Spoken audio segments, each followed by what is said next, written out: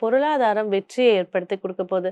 தனஸ்தானத்துல இவ்வளவு நாள் குரு பகவான் இருந்து நன்மைகளையும் மகிழ்ச்சிகளையும் ஏற்படுத்தி கொடுத்தாரு.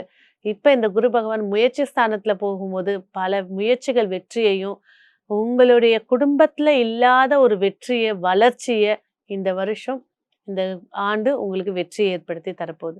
இளைய சகோதர சகோதரிகளிடம் விட்டு கொடுத்து போறது மகிழ்ச்சியை ஏற்படுத்தி கொடுக்கும்.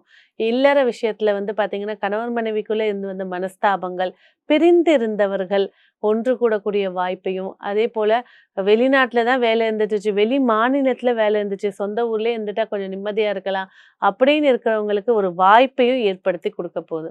வருமானம் அப்படின்னு பேசும்போது பார்த்தீங்கன்னாக்கா, இவ்வளோ நாளா ஒரு உதாரணத்துக்கு ஒரு 10,000 வந்துட்டு இருந்த இடத்துல, செலவுன்னு பார்க்கும்போது ஒரு 4,000 இருந்துட்டு இருந்துச்சு. ஆனா இப்போ 10,000க்கு ஈக்குவலா செலவையும் ஏற்படுத்தி குடுக்கக்கூடிய ஆண்டா இது இருக்கனால, கொஞ்சம் கவனமா இருங்க.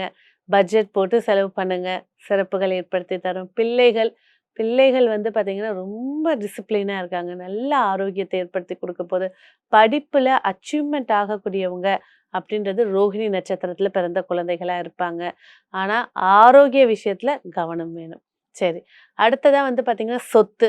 சொத்துன்னு பேசும்போது பார்த்தீங்கன்னா, ஒரு சொத்து வழக்கு இல்லன்னா சொத்து கடன்ல இருக்கிறத மீட்கறதுக்கான முயற்சிகள் ஏற்படுத்தி குடுக்கக்கூடிய ஆண்டா இது அமைச்சு தரப்போகுது.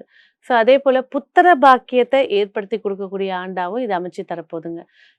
திருமண பாக்கியம் அப்படின்னு பேசும்போது நிதானித்து ஹேண்டில் பண்றது நன்மையை ஏற்படுத்தி கொடுக்கும். இவ்வளோ நாள் காத்துட்டு இருந்த நீங்க அவசரமா ஒரு விஷயத்த முடிச்சு வச்சுட்டு, அதனால சில மனஸ்தாபங்களை ஏற்படுத்தி குடுக்காம பார்த்துக்கிறது நன்மையை ஏற்படுத்தி தரும்.